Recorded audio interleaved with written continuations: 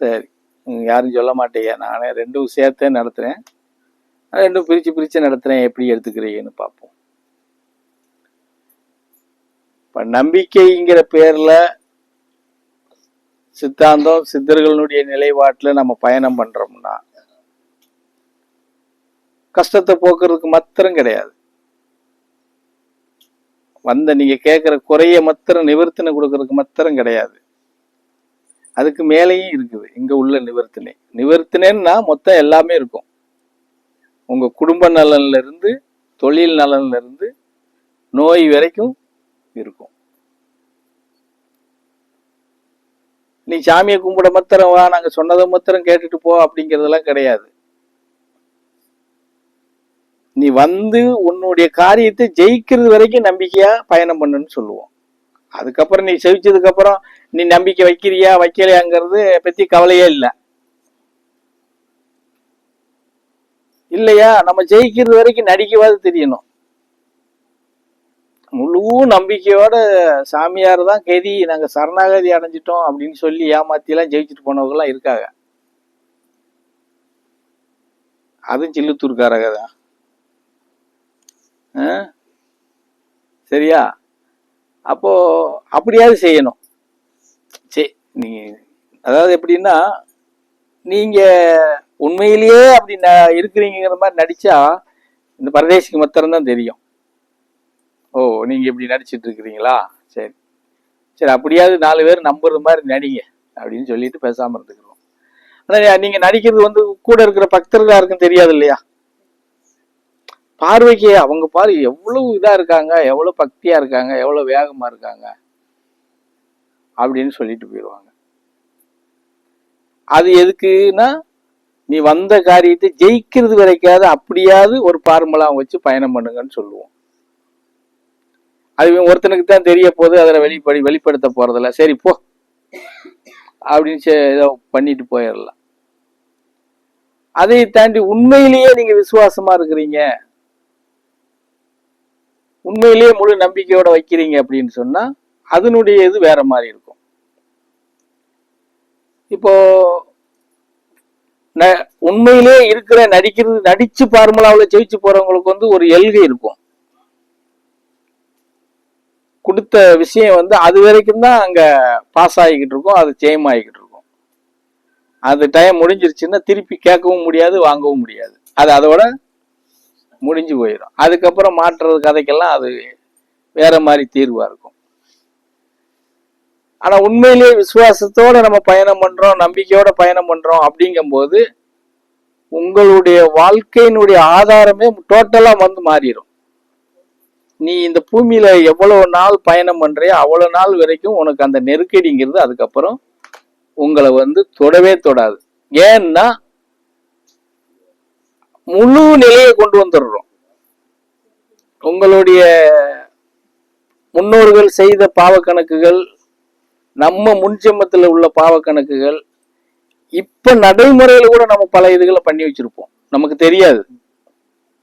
அப்ப இதெல்லாம் மொத்தமா களை எடுக்கப்பட்டுரும்.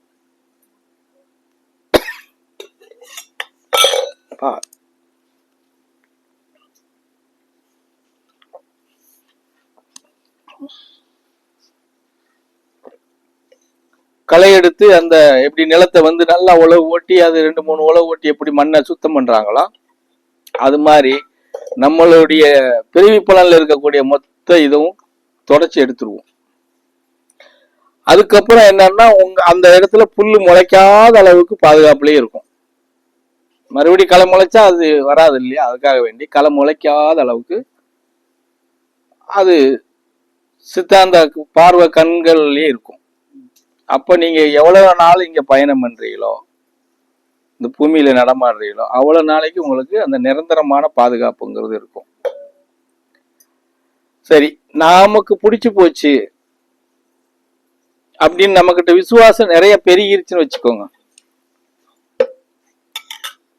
பெருகி நம்ம இருக்கிற காலத்து வரைக்கும் நம்ம இந்த பயணத்தை விடக்கூடாது. பூஜைக்கு போறது வாரது மாசமா அந்த இதை ரெகுலரா பண்ணிக்கிட்டு இருக்கிறோம். மண்ணுக்குள்ள போறது வரைக்கும் நம்ம பண்ணிக்கிட்டு இருக்கிறோம்னு வச்சுக்கோங்க.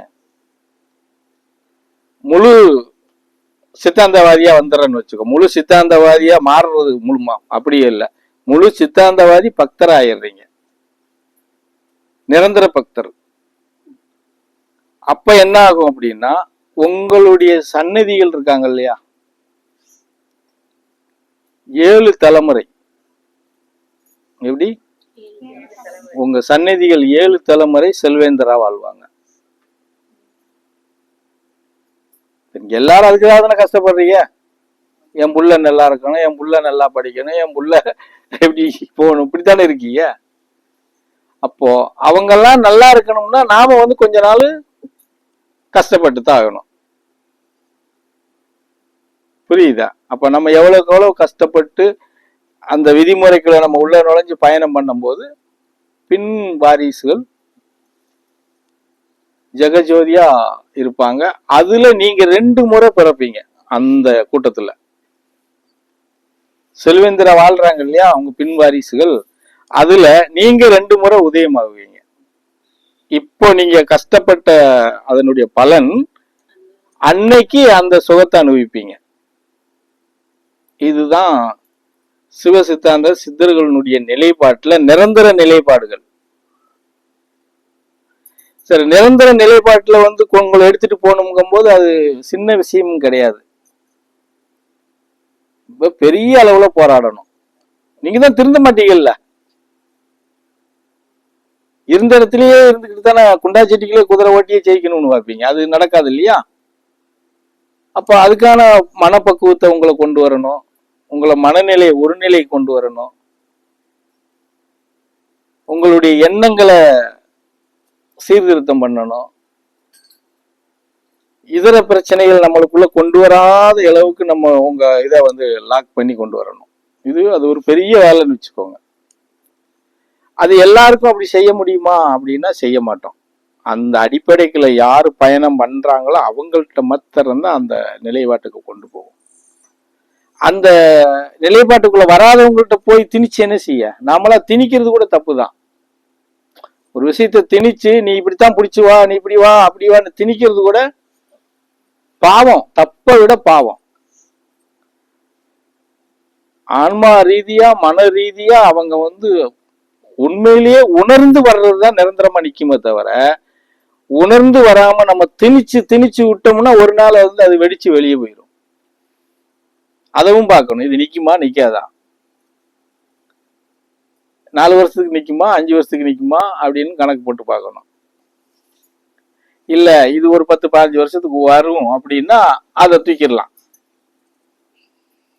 6 வருஷத்துக்கு வந்தாலே தூக்கிக்கலாம். 6 வருஷம் வரும்போது அவங்களுடைய நிலைப்பாடுகள் எல்லாமே மாறிடும்.